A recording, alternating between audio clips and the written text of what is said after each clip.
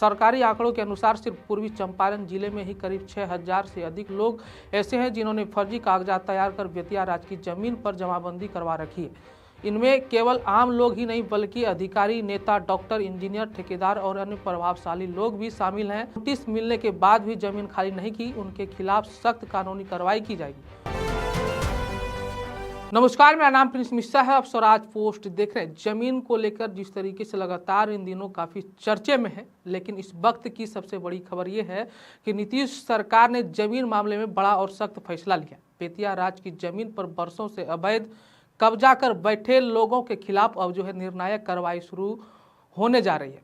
पूर्वी चंपारण जिले में बेतिया राज के करीब 7600 एकड़ से अधिक जमीन को प्रशासन ने चिन्हित कर लिया है, जिसे अब हर हाल में खाली कराया जाएगा। इस जमीन पर फर्जी जमाबंदी कर मालिक बने बैठे लोगों की बेचैनी साफ तौर पर बढ़ गई है, क्योंकि सरकार ने स्पष्ट कर दिया है कि अब कोई ढील नहीं दी जाएगी। जिला प्रशासन ने उन सभी लोगों को नोटिस भेजने की प्रक्रिया शुरू कर दी है जिन्होंने बेतिया राज की जमीन पर कब्जा कर मकान बनाए हैं, दुकानें खड़ी की हैं और बड़े स्तर पर व्यावसायिक निर्माण कर रखा है। अपर समाहर्ता मुकेश कुमार सिन्हा ने साफ कहा है कि सभी अंचल अधिकारियों को निर्देश दे दिया गया है, अतिक्रमणकारियों की पहचान कर तुरंत नोटिस जारी करें और जमीन को खाली कराने की कार्रवाई शुरू करें। कुछ ही अंचल और सीओ स्तर से नोटिस भेजने की कार्रवाई भी शुरू हो गई है।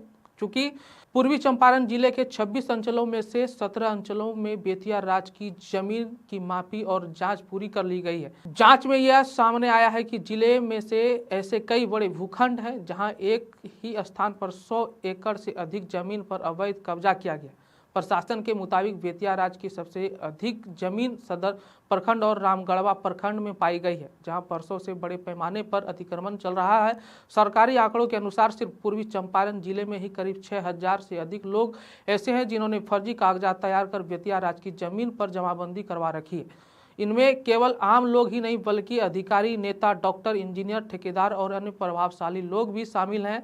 अब इन सभी जमाबंदी की दोबारा जांच होगी और उन पर फर्जीवाड़ा पाया जाएगा, वहां रिकॉर्ड को रद्द कर दिया जाएगा। प्रशासन ने साफ कर दिया है कि जिन लोगों ने नोटिस मिलने के बाद भी जमीन खाली नहीं की, उनके खिलाफ सख्त कानूनी कार्रवाई की जाएगी और जरूरत पड़ने पर बुलडोजर भी चलाया जाएगा। सरकार का कहना है बेतिया राज की जमीन सरकारी संपत्ति है और इस पर किसी भी तरह का अवैध कब्जा बर्दाश्त नहीं किया जाएगा।